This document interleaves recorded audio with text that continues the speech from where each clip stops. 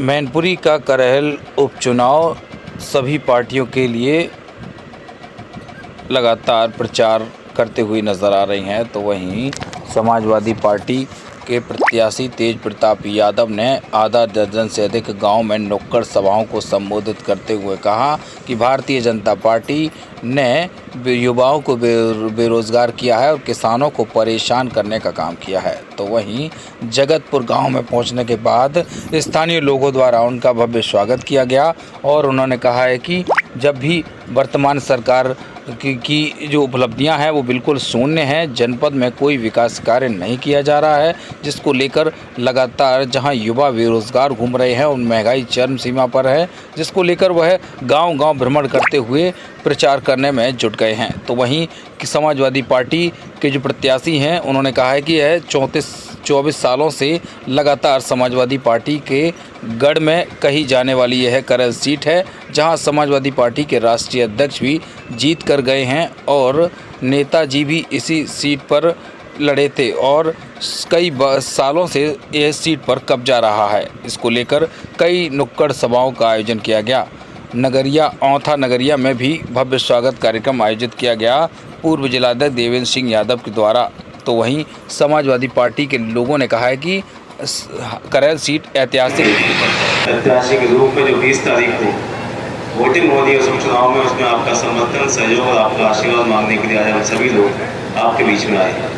और जगतपुर गांव हमेशा समाजवादी पार्टी का एक मजबूत गढ़ रहा और आपने अपने गांव के साथ साथ आसपास की पोलिंगों पर भी हमेशा पार्टी का मान और सम्मान बढ़ाने का काम किया। आज मैं पुणे इसी उम्मीद के साथ आया हूं कि इस चुनाव में 90-95% आपका समर्थन इस पोलिंग से मिले और साथ ही साथ आसपास के गांव में जहां हम लोग नहीं जा पा रहे हैं वहां भी आप पार्टी के प्रचार प्रसार करें और लोगों से वोट की अपील करें। आज आपके सहयोग और समर्थन से समाजवादी पार्टी का बहुत ही अच्छा चुनाव चल रहा है। पिछले 2 महीनों से हमारे सभी नेता और कार्यकर्ता साथी गाँव पहुँचा कर प्रचार कर रहे हैं। तमाम सारे बिरादरियों के लोग, जातियों के लोग आज समाजवादी पार्टी के साथ हैं। आपने देखा जब पीडीए का नारा दिया माननीय राष्ट्रीय अध्यक्ष जी ने, तो लोकसभा चुनाव में जहां भाजपा ये कहती थी कि 80 में 80 सीटें जीत के आएंगे, वहीं समाजवादी पार्टी ने 43 सीटों का गठबंधन के साथ विजय हासिल की और भाजपा को हराने का काम किया। और जब से आपका पीडीए परिवार बना है, बहुत सारे पिछड़े समाज के लोग, दलित समाज के लोग जो आपसे हमसे कुछ दूरी बना रहे थे कुछ सालों से, आज वो भी समाजवादी पार्टी में शामिल हो गए, आपकी पार्टी को वोट दे रहे हैं, समर्थन कर रहे हैं, पूरा सहयोग कर रहे हैं। आज शाक समाज, बाल समाज के लोग, जाटव समाज के लोग, जब आसपास के गाँव में आप जाएंगे, उनसे बात करेंगे तो वो सभी समाजवादी पार्टी के साथ खड़े मिलेंगे। इसलिए हमारा और आपकी सबकी जिम्मेदारी है कि जिस निर्णय को राष्ट्रीय अध्यक्ष जी ने दिया, जो तमाम सारे पिछड़े हुए लोगों को मिलाने का काम किया, उन्हें हम लोग ससम्मान अपनी पार्टी में रखें, उन्हें अपने परिवार का एक हिस्सा बना के रखें, ताकि उन्हें कभी महसूस ना हो कि वो समाजवादी परिवार का हिस्सा नहीं। और बहुत सारे ऐसे लोग आज जो जुड़ रहे हैं, निश्चित तौर पर समाजवादी पार्टी को बहुत मजबूती प्रदान की और इसी कारण से भाजपा को बहुत दिक्कत है, कहीं उसको वोट मांगने के लिए ना गाँव में घुस पा रहे हैं, ना कोई लोग उनको मिल रहे हैं। और जो प्रत्याशी हमारे हैं वो 1-2 लोगों को बदला कर समाजवादी पार्टी की पोलिंग खराब करना चाहते हैं। कहीं हमारा वोट बढ़ ना पाए, एक भी वोट छूटे ना, और 20 तारीख को सभी साथियों का वोट जो लोग बाहर हैं उनको आप बुला लें, ताकि कोई वोट छूटने ना पाए और 100% मतदान समाजवादी पार्टी के पक्ष में आप लोग को। आप जानते हैं कि 13 तारीख को वोटिंग हमारे यहाँ थी और 1 हफ्ते पहले जब रिपोर्ट यहाँ से हासिल की गई तो सभी सीटों पर भारतीय जनता पार्टी चुनाव हार गई थी। और अचानक से पहली बार इतिहास में ऐसा हुआ, बिना किसी कारण के 1 हफ्ते चुनाव को बढ़ा दिया गया। लेकिन इस 7 दिनों का हम लोग और लाभ लेंगे और जिन गाँव में नहीं पहुँच पाए तो वहाँ भी पहुँचेंगे, ताकि जीत का जो अंतर है वो इतना बड़ा हो जाए कि आगे से कभी भारतीय जनता पार्टी आपको चुनौती न दे सके। आपको याद होगा कि जब मुख्यमंत्री आए थे करहल में, तो उन्होंने चुनौती दी कि हम अयोध्या का बदला करहल से लेंगे। और राष्ट्रीय अध्यक्ष जी ने कहा कि हम भी चुनौती देते हैं कि इतनी बड़ी हार भाजपा की करके भेजेंगे, जो प्रदेश की सबसे बड़ी हार कहीं भाजपा की हो तो इस करहल विधानसभा से आपके बीच में ज़्यादा कोई नीतियों की बात नहीं करनी है। आप सब जानते हैं पार्टी के नेता यहाँ मौजूद हैं, आप तो हमेशा पार्टी को आगे बढ़ाने का काम करते रहे। मेरा यही निवेदन आपसे है कि अपने वोट के साथ साथ आसपास के मंदिरों में आप वोट की अपील करें। तमाम हमारे जो पिछड़े हुए लोग थे वो सब इंतज़ार में बैठे हैं कि समाजवादी पार्टी का कोई कार्यकर्ता या नेता हमसे वोट की अपील करे, और जब आप अपील उससे करेंगे तो निश्चित तौर पर वो आपका साथ देने का मन बना लेगा। आज चुनाव में समाजवादी पार्टी बहुत आगे चल रही है।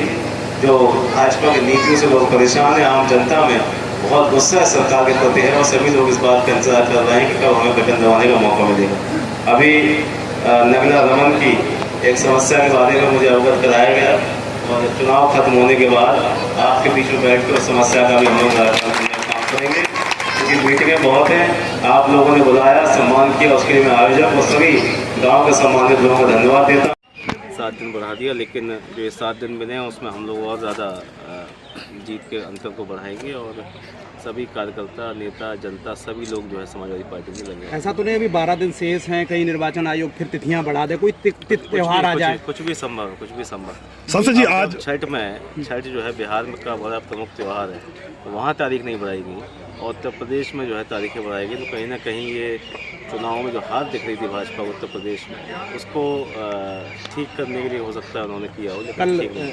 सरकार आ रही है गिरोर में, क्या कहेंगे?